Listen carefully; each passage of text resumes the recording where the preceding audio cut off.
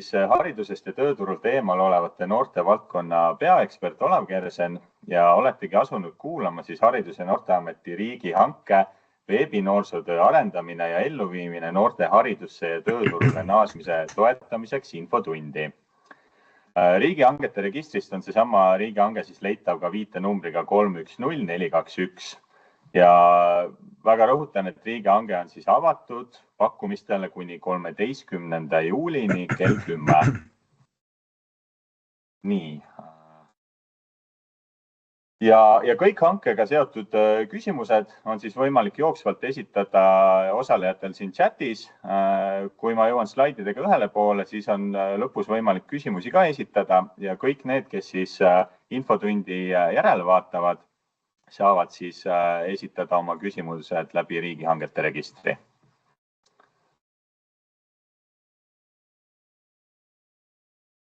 Nii, üldinfo nimi ja viitenumber käis läbi, aga mida võib-olla on oluline teada on ka, et tegu on siis sotsiaal- ja eriteenuste erimenetluse hankega. Rõhutan uuesti, et 13. juuli kell 10 on siis pakkumiste esitamise tähtaeg ja eeldatav hanke maksumus on siis 956 700 eurot. Aga kuna varsti ma jõuan ka hindamiskriteeriumiteni, et hind on ikkagi pakkuja pakutav, siis see on lihtsalt selline indikatiivne hind.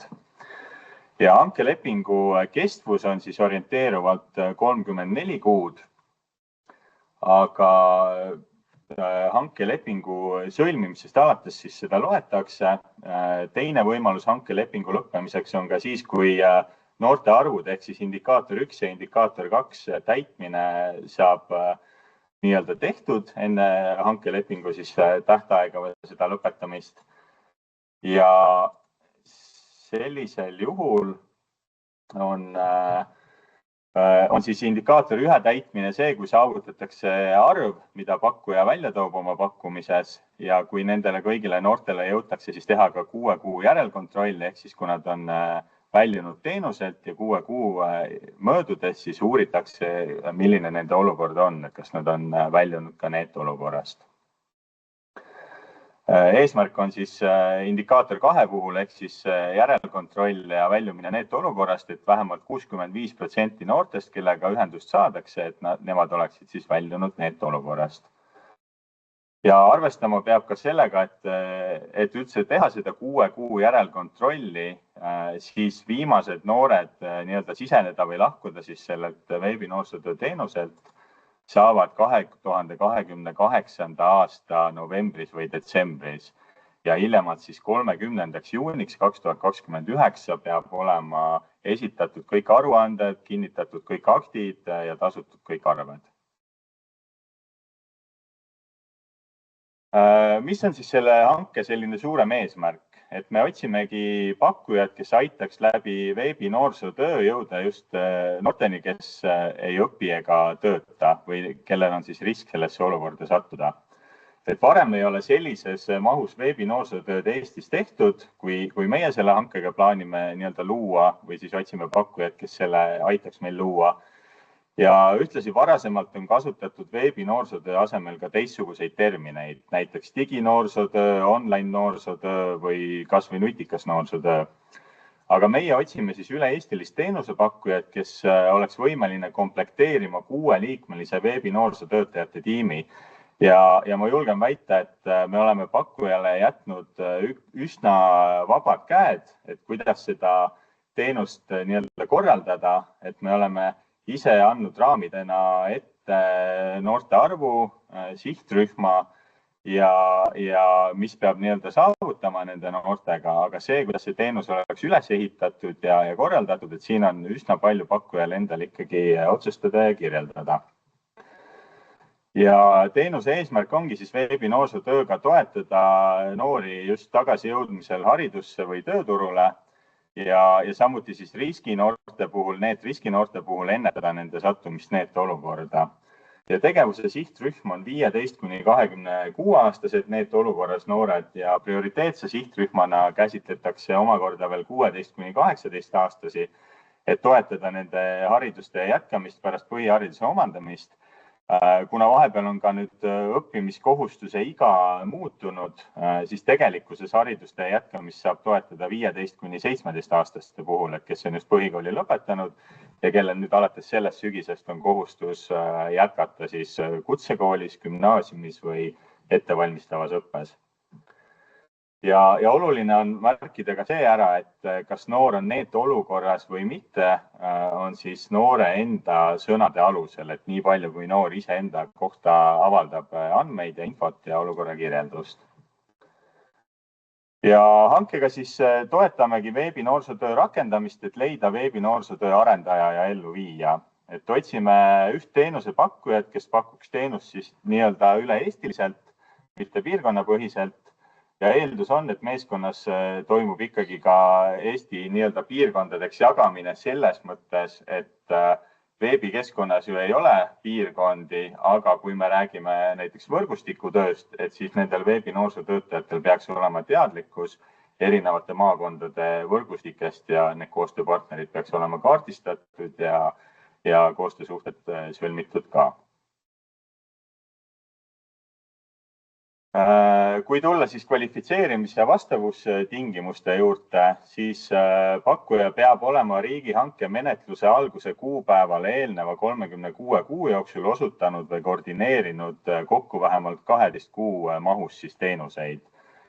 Ja pakkuja võib esitada siis kas ühe või mitu lepingut, mis seda katvust siis näitavad, eeldusel, et siis kokku tuleb ikkagi 12 kuud seda ajamahtu täis. Ja täpsustuseks arvestame ka seda, et täidetud lepingud võivad olla kohaliku omavalitsuse väljastatud tõendi alusel, mis näitab siis teenuse osutamist näiteks kohalikus omavalitsuses, näiteks noorsootöö või noortekeskuse puhul.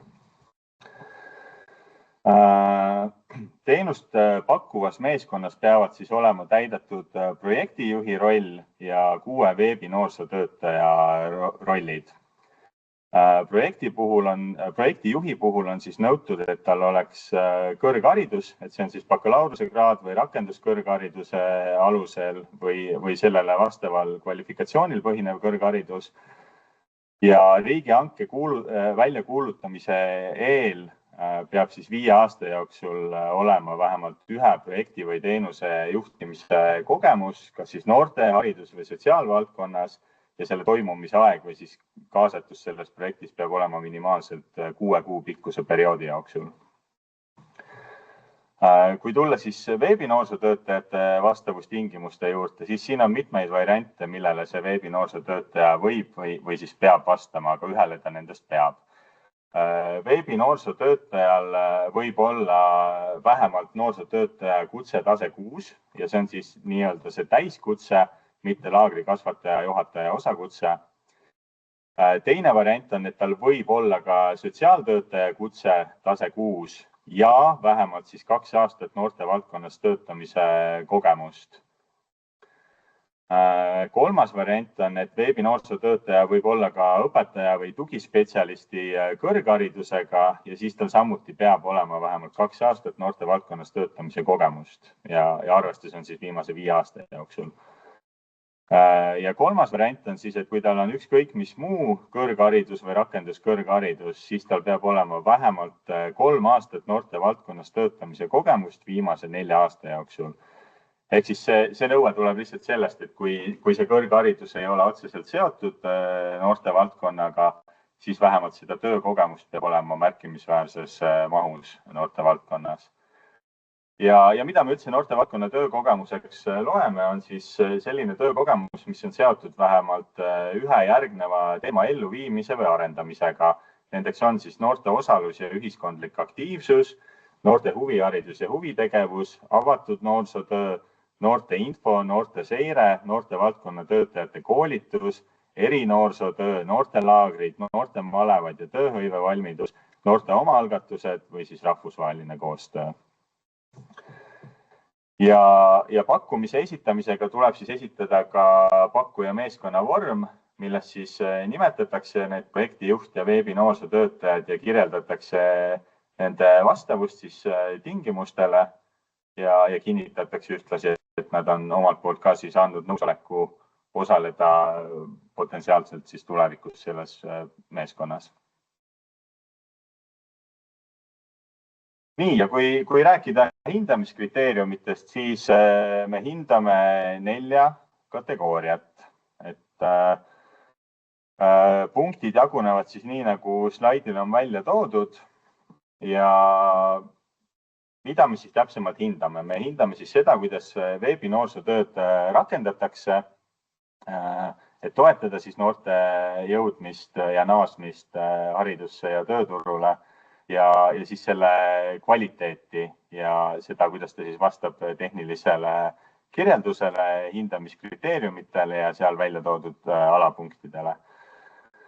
Andmete kogumise sisulise kvaliteedi puhul me hindame siis pakkuja kirjeldust selle kohta, kuidas veebinoorsootöö teenuse osutamisel andmeid kogutakse ja see samuti siis on vastavalt tehnilisele kirjeldusele ja siis ka aruande vormile, mis on ühe lisana juures hankedokumentidel.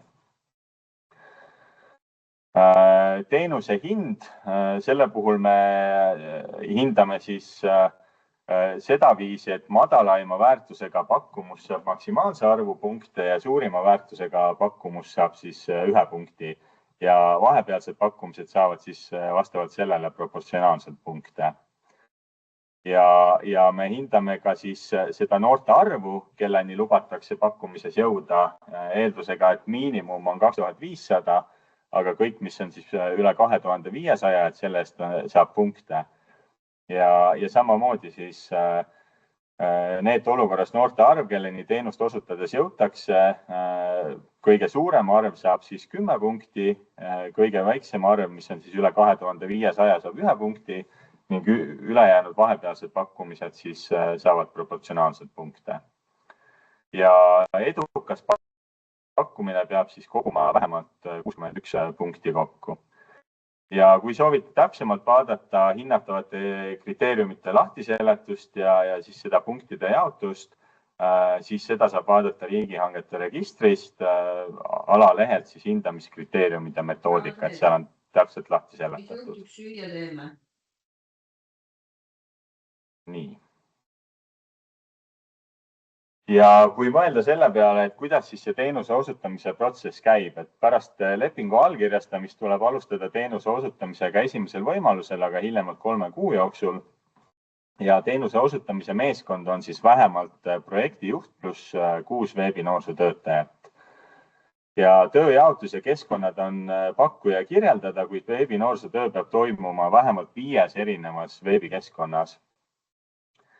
Ja see loetelu siis tuleb välja tuua ka pakkumise kirjelduses, et mis need keskkonnad on ja miks need valitud siis on. Ja töövõtja siis tagab meeskonna liikmetele kõik vajalikud töövahendid ja keskkondade ligipääsud, et kui on näiteks vaja ka mingit tasulisi keskkondi kasutada, et siis ka see kulu tuleb pakkumise sisse arvestada.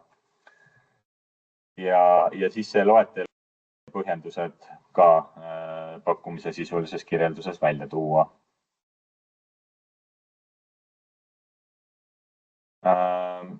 Need olukorras noored, kellega on esmane kontakt ära olnud ja kellega siis jätkatakse individuaalset suhtlust, kas siis läbi grupi või võrgustikutöö, lähevadki siis selle indikaator 1 noorte arvestusse. Ehk siis indikaator 1 on siis noored, kelleni lubatakse teenuse osutamise jooksul jõuda. Andmete kogumisel lähtutakse noorte sõnadest ja andmeid kogutakse anonüümitud kujul, ehk siis mingit isikustamist ei pea olema. Teie võitegi enda andmetesse kirja panna noore mingi pseudonüümi kujul, aga meile siis andmete edastamine toimub täielikult anonüümsel kujul. Et meie ei saa tuvastada puhtalt aruannete põhjal, et millise inimese, millise noorega oli tegu.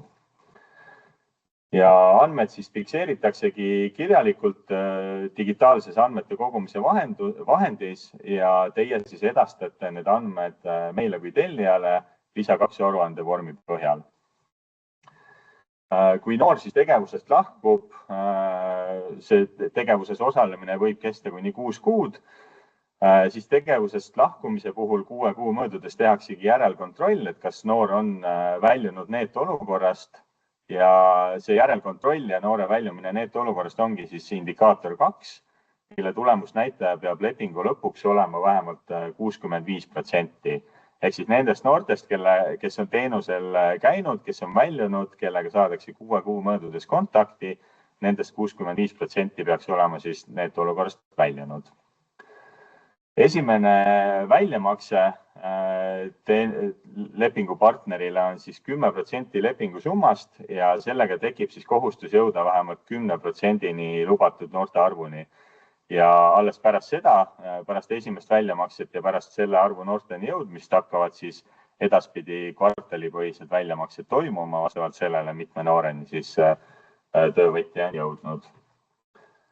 Ja iga kvartali lõpus tulebki siis esitada aruanne. See ongi aluseks siis tööde üleandmis vastuvõtmisaktile ja arve esitamisele ja väljamaksele. Ja ongi siis otseses seoses noorte arvuga, kelleni siis iga kvartal jõutakse. Väljamaksetega seotud info on täpsemalt siis hankelepingu projektis punkti 3 all.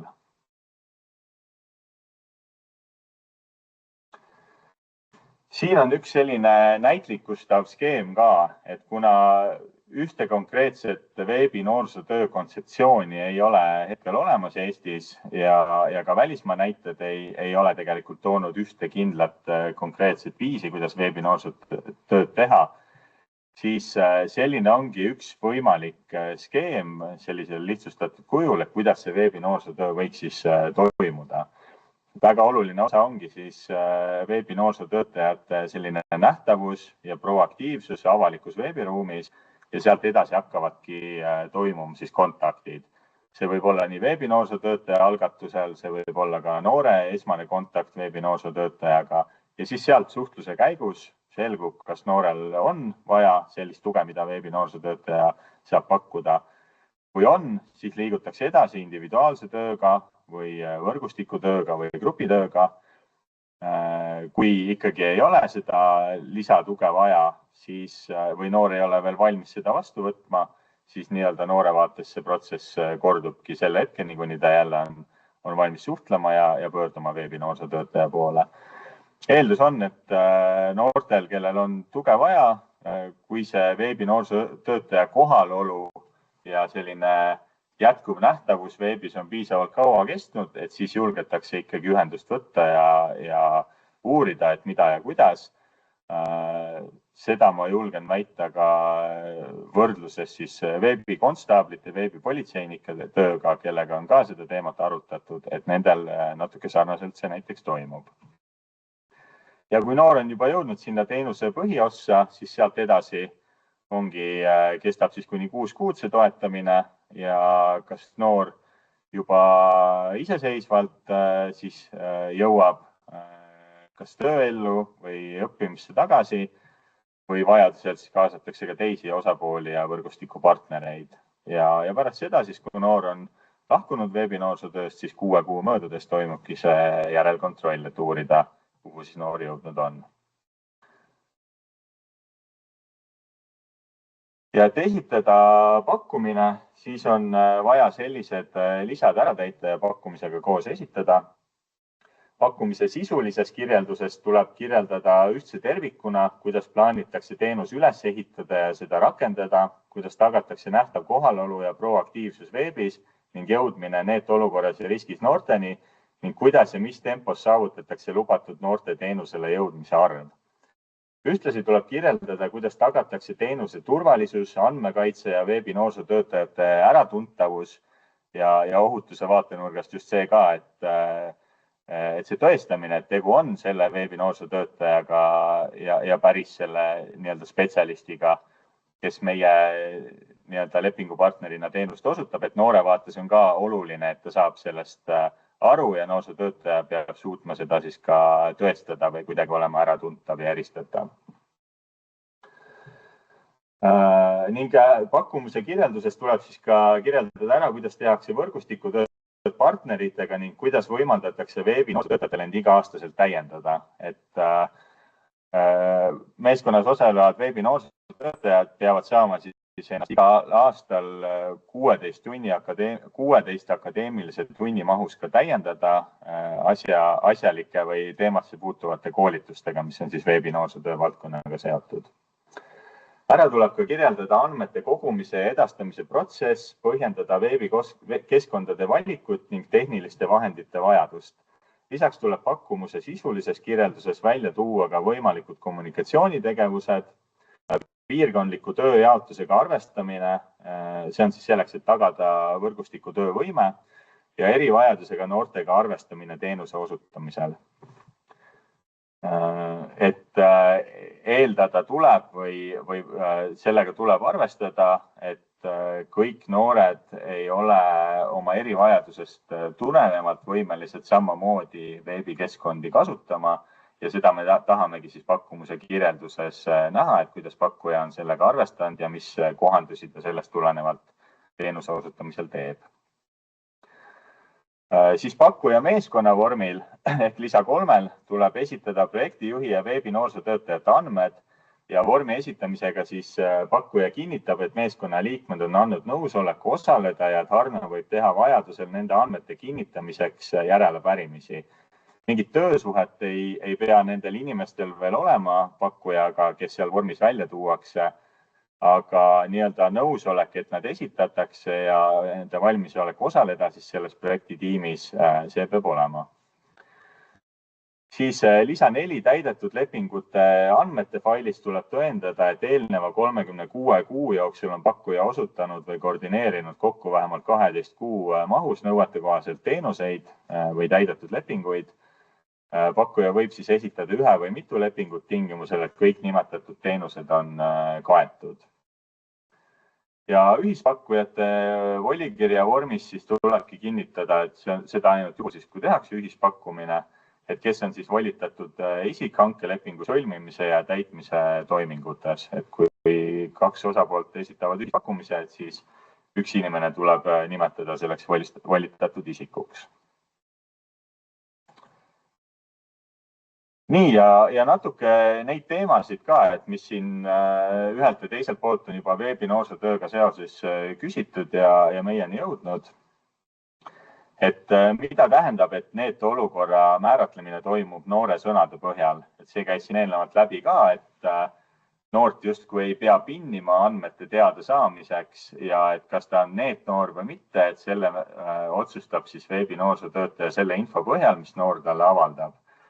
Et kui veebinoorsootöötaja on noorega kontaktis ja noor kirjeldab ennast viisil, mis viitab NEET-olukorras olemisele, siis see on piisav, et defineerida teda teenuse osutamise vaates NEET-olukorras noorena. NEET-olukorras noored siis lähevadki sinna indikaator 1 arvestusse ja indikaator 1 ongi siis see, mida pakkuja oma pakkumises välja toob, et mitme nooreni siis teenuse osutamise jooksul jõutakse.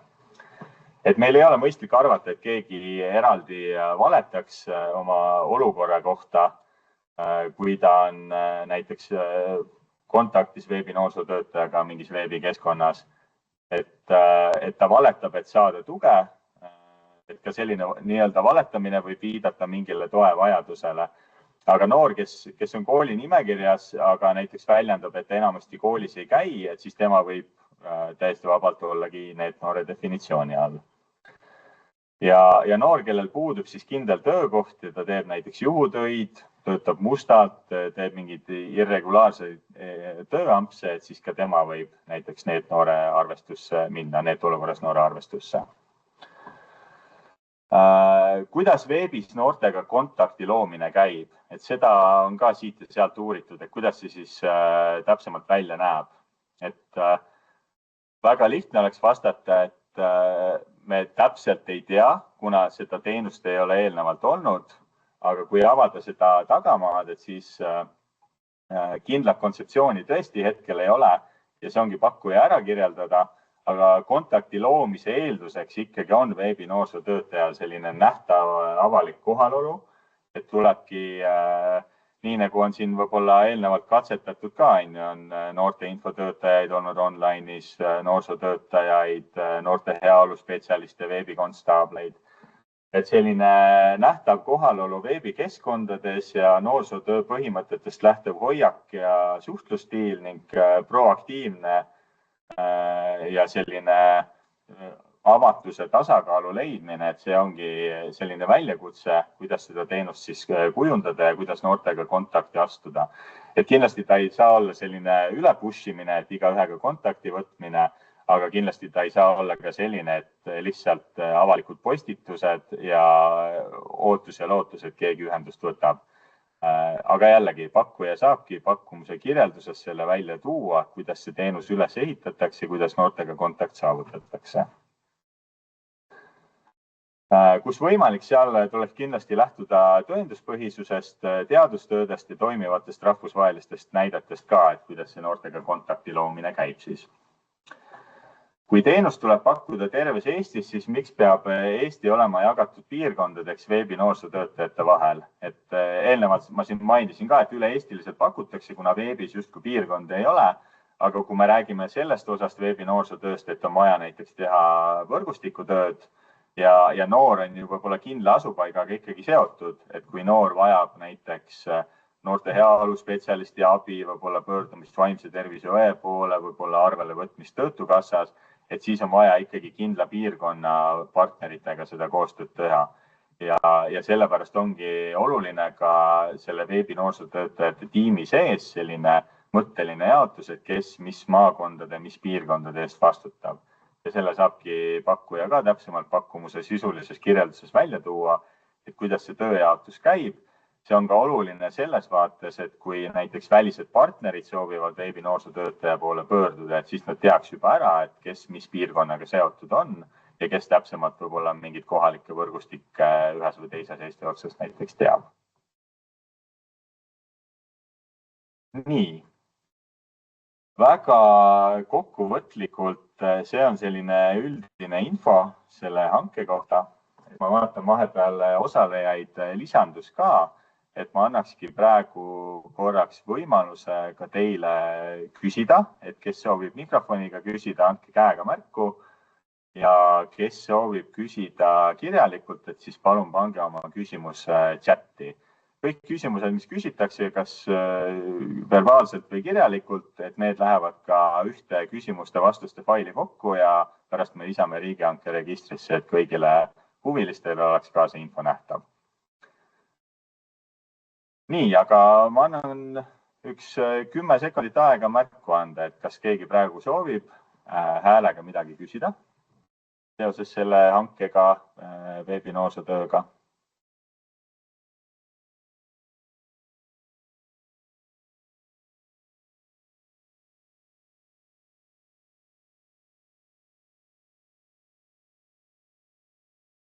Nii, aga 10 sekundit läks mööda, et kui kellelgi on veel küsimusi, et soovib natuke veel mõelda, et siis järgmise 5 minuti jooksul, kui te esitate oma küsimused chatis, siis me võtame need ka arvesse ja vastame nendele siis kirjalikult ja lisame vastused riigihanke registrisse.